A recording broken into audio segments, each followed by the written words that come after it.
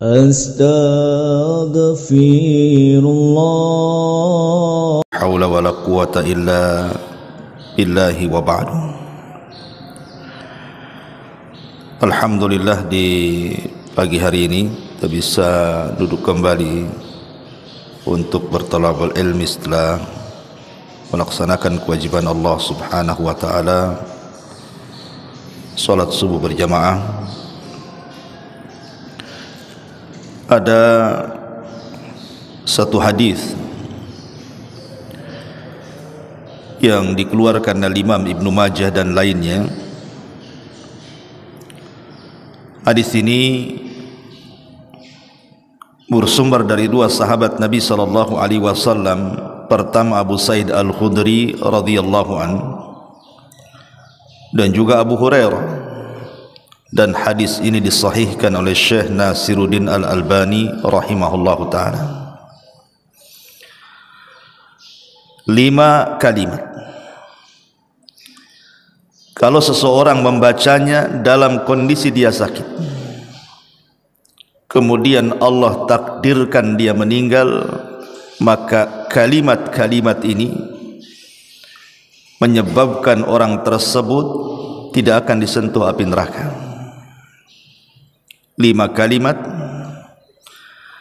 kalau seseorang sedang sakit, tidak pernah meninggalkan sampai dia meninggal, maka neraka tidak akan menyentuhnya. Apa 5 kalimat itu? Baik, kita baca riwayatnya. Ma'asyiral muslimin yang dimuliakan Allah Subhanahu wa taala, rawa Ibnu Majah fi sunanihi. Al-Imam Ibnu Majah meriwayatkan dalam kitab sunannya dari Abi Hurairah radhiyallahu an dan dari Abi Sa'id Al-Khudri radhiyallahu anhuma. Keduanya pernah menyaksikan Nabi sallallahu alaihi wasallam bersabda, "Idza qala al-'abdu la ilaha illallah wallahu akbar." Apabila seorang hamba mengucapkan kalimat la ilaha illallah Allahu akbar, qala Allah azza wa jalla, maka Allah Subhanahu wa taala akan menjawab dan mengatakan, sadaqa abdi, hambaku telah benar. La ilaha illa ana wa ana Allahu akbar. Karena tidak ada sesembahan yang berhak disembah kecuali aku, kata Allah, dan aku sendiri adalah zat yang maha besar. Wa idza qala al-'abdu, apabila hambaku berkata la ilaha illallah wahda, tidak ada sesembahan yang berhak disembah kecuali Allah semata, maka Allah akan menjawab, sadaqa abdi la ilaha illa ana wahdi, hambaku telah benar dan tidak ada sesembahan yang berhak disembah kecuali aku saja. Wa idza qala la ilaha illallah wahdahu la syarika lah, apabila hambaku berkata tidak ada sesembahan yang berhak disembah kecuali Allah dan tidak ada sekutu baginya, maka Allah Subhanahu wa taala akan menjawab, sadaqa abdi, hambaku telah benar. La ilaha illa ana wa la syarika li, tidak ada sembahan yang berhak disembah kecuali saya dan tidak ada sekutu bagi saya. Wa idza qala la ilaha illallah lahul mulku wa lahul hamdu, apabila hamba Allah berkata tidak ada sesembahan yang berhak disembah kecuali Allah, bagi dia kekuasaan dan pujian, maka Allah akan jawab, sadaqa abdi la ilaha illa ana liyal mulku wa liyal hamdu, hambaku telah benar, tidak ada sesembahan yang berhak disembah kecuali aku, dan bagiku kekuasaan dan bagiku pujian. Wa idza qala la ilaha illallah wala haula wala quwata illa billah, dan apabila seorang hamba berkata tidak ada sembahan yang berhak disembah kecuali Allah, tidak ada daya dan kekuatan kecuali milik Allah, maka Allah akan menjawab, sadaqa abdi la ilaha illa ana wala haula wala quwata illa bi. Hambaku telah benar, tidak ada sesembahan yang berhak disembah kecuali aku, karena tidak ada daya dan kekuatan kecuali milik aku. Kata Nabi SAW di ujung hadis, man razaqahunna inda mautihi lam tamassahun nahr. Siapa yang Allah rizkikan sebelum kematiannya, dia membaca 5 kalimat ini, maka neraka tidak akan menyentuhnya. Dalam riwayat, man qalaha fi maradihi thumma mata lam tat'amhu an-nar. Siapa yang berkata saat kondisi sakitnya, siapa yang berkata saat kondisi sakitnya dengan 5 kalimat tersebut, kemudian dia mati, maka neraka tidak akan memakannya. Subhanallah. Ma'asyiral muslimin yang dimuliakan Allah Subhanahu wa taala, 5 kalimat ini, pertama, la ilaha illallah, Allahu akbar. Yang kedua, la ilaha illallah wahdah. Yang ketiga, la ilaha illallah la syarikalah. Yang keempat, la ilaha illallah lahul mulku wa lahul hamdu. Dan yang terakhir, la ilaha illallah wa la haula wa la quwata illa billah. Al-Imam Ibn Utsaimin rahimahullahu ta'ala, beliau mengatakan, hendaklah seseorang dianjurkan untuk membaca 5 kalimat ini. Kata beliau, seseorang hendaklah dianjurkan membaca 5 kalimat ini, terutama saat dia sedang sakit. Kenapa? Beliau mengatakan karena ini adalah kalimat yang luar biasa, kalimat yang bisa menyelamatkan seorang hamba dari api neraka. Bahkan dikatakan oleh Al-Imam Mubarakfuri rahimahullahu ta'ala, wa fil hadits dalilun ala anna hadhil kalimatil madhkurati fil hadits idza qalaha al-'abdu fi maradihi wa mata fi dhalikal marad ala tilkal kalimat ay kanat khatimatu kalamihi alladhi yatakallamu bih aqilan mukhtaran lam tamassuhun nar. Kata Imam Al-Mubarakfuri rahimahullahu ta'ala mengatakan, hadis ini sebagai dalil bahwa kalimat-kalimat yang diucapkan seorang hamba saat sakitnya kemudian dia mati, dengan kalimat-kalimat itu dia ucapkan dengan pilihan dia dan akal dia, maka dipastikan neraka tidak akan menyentuhnya. Ma'asyiral muslimin yang dimuliakan Allah Subhanahu wa taala, kenapa kalimat-kalimat ini menjadikan neraka tidak menyentuhnya bagi orang yang mengucapkannya? Tentu ini sebuah soalan. Ada apa dengan 5 kalimat ini? Maka Al-Imam Ibn Hibban rahimahullahu ta'ala membuat bab dalam sahihnya. Beliau mengatakan, zikrul kalimatil lati idza qalaha al-mar'ul muslim saddaqahu rabbuhu jalla wa ala alaiha. Kalimat-kalimat yang apabila seseorang muslim mengucapkannya, kemudian Allah benarkan ucapannya, razaqahunna inda mautihi lam tamassahun nar, maka neraka tidak akan menyentuhnya. Sebagian ulama mengatakan karena di dalamnya terdapat kalimatut tauhid la ilaha illallah.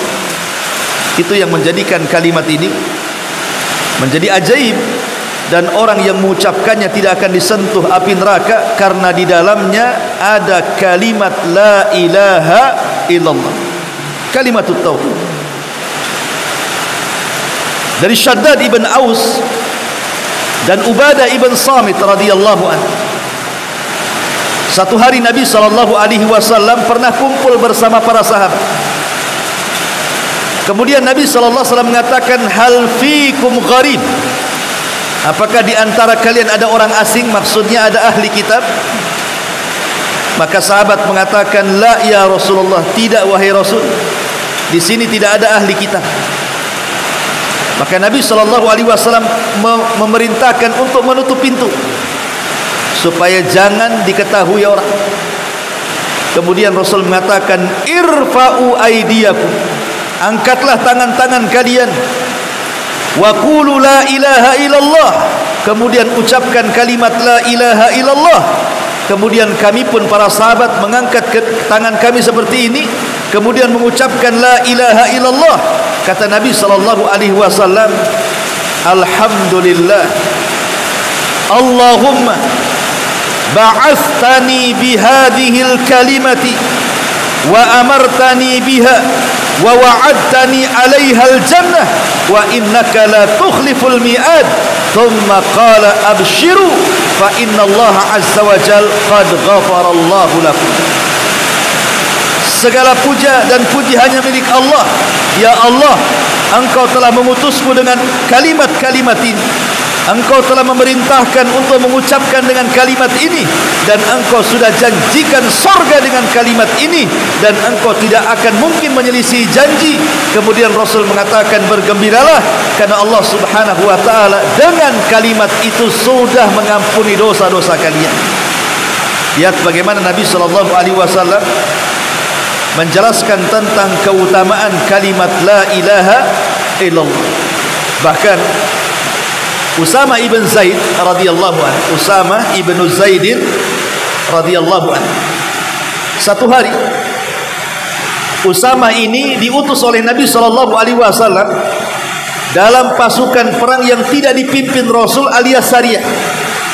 Sariyah itu satu pasukan khusus yang tidak dipimpin Rasul.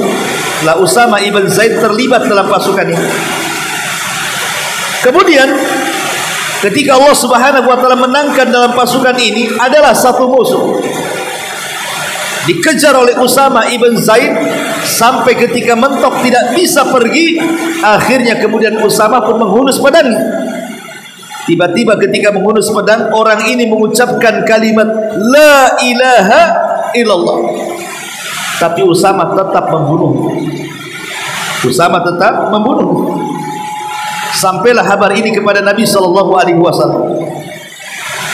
Kemudian Nabi SAW ketika itu mengatakan, ya Usama, aqatalta man qala la ilaha illallah. Usama, apakah engkau membunuh orang yang telah mengucap kalimat la ilaha illallah?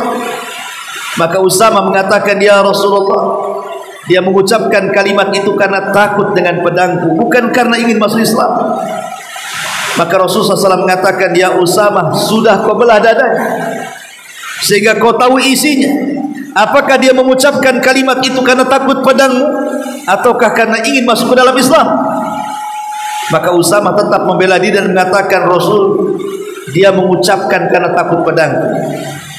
Tapi Rasul mengatakan, tidak wahai Usama, engkau sudah membunuh orang yang mengucapkan kalimat la ilaha illallah. Ya Usama, kaifa tasna bila ilaha illallah idza ja'at yaumal qiyamah. Wahai Usama, apa yang akan kau pertanggungjawabkan dengan la ilaha illallah apabila datang kelak pada hari kiamat dan mengadu kepada Allah dan mengatakan, ya Rabb, orang ini sudah membunuh orang yang telah mengucapkan kalimat la ilaha illallah. Kira-kira apa yang akan kau hadapkan di hadapan Allah Subhanahu wa ta'ala? Lihat bagaimana Nabi SAW marah kepada Usama karena dia membunuh orang yang sudah mengucapkan kalimat la ilaha illallah. Padahal konteks Usama membunuh orang ini dalam peperangan. Bisa saja musuh itu mengucapkan kalimat itu karena penipuan supaya selamat dan tidak dibunuh. Tetapi Islam itu hanya melihat zahirnya mengucapkan kalimat la ilaha illallah berarti halal darahnya untuk ditumpahkan.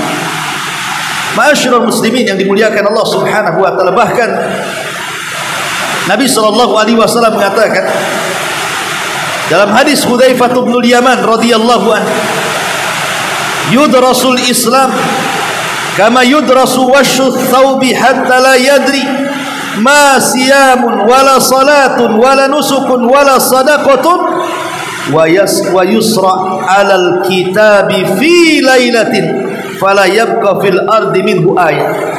Kata Nabi SAW lewat hadis Hudzaifah bin Yaman, Islam ini akan tergerus di akhir zaman, sehingga tidak ada Islam kecuali namanya saja.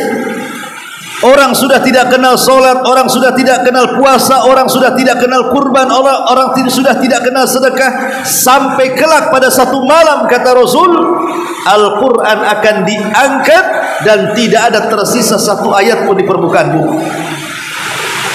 Kemudian Hudzaifah bin Yaman ditanya oleh seorang sahabat, ya Hudzaifah, kalau manusia kala itu sudah tidak mengenal apa itu solat, apa itu puasa, apa itu sedekah, apa itu kurban, apa itu ibadah, lalu apa yang mereka hafal dari Islam? Maka Hudzaifah bin Yaman mengatakan, yang mereka hafal kalimatul la ilaha illallah. Itu pun diucapkan orang-orang yang sudah tua di antara mereka, anak-anak muda sudah tidak kenal.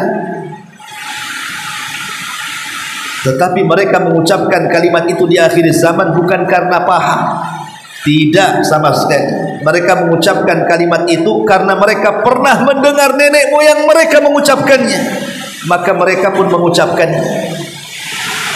Kemudian dikatakan kepada Hudzaifah, ya Hudzaifah, apakah kalimat yang mereka ucapkan dari kalimat turun-temurun dari nenek moyang mereka, la ilaha illallah, tunjihim minan nar, bisa menyelamatkan mereka dari api neraka?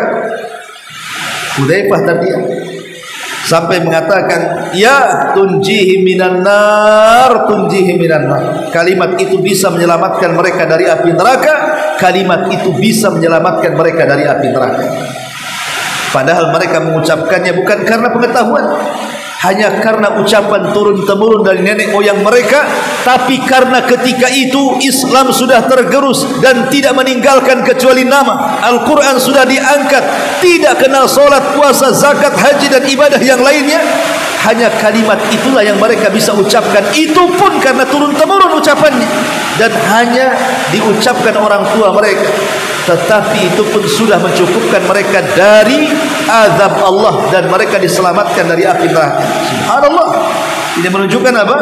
Keutamaan kalimat la ilaha illallah. Dan yang terakhir, Nabi SAW satu hari pernah bercerita tentang bitaqah. Bitaqah itu kartu sakti. Kata Nabi SAW, innallaha sayukhallasu rajulan min ummati ala ru'usil khalaik yaumal qiyamah. Satu hari Allah akan menghadapkan manusia, satu orang di hadapan halayak manusia. Jadi nanti pada hari kiamat di padang mahsyar, Allah akan panggil satu orang dan disaksikan oleh seluruh manusia yang begitu banyak, entah berapa jumlahnya. Kemudian Allah Subhanahu wa taala katakan, datangkan kepadanya tis'atan wa tis'ina sijillah. Datangkan kepada orang ini 99 catatannya. Datangkan kepada orang ini. Datanglah malaikat membawa 99 catatan. Kemudian Allah katakan, buka satu catatan. Akhirnya kemudian dibukalah satu catatannya. Rupanya satu catatan ini sejauh mata memandang.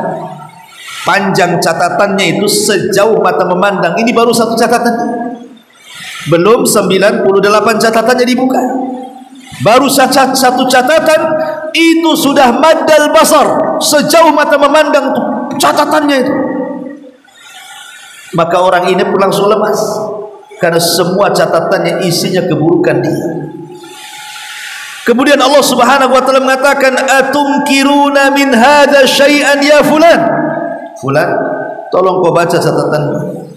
Ada enggak yang kau ingkari dari catatan itu? Boleh jadi ada yang dicatat dan kau tidak lakukan. Maka hamba ini mengatakan, tidak, semua sudah benar, ini semua perbuatanku di dunia. Kemudian Allah mengatakan, adzlamaka katabatil hafidun. cek lagi wahai fulan, jangan-jangan malaikat yang mencatat salah catat pula. Dia sudah menzalimi kamu.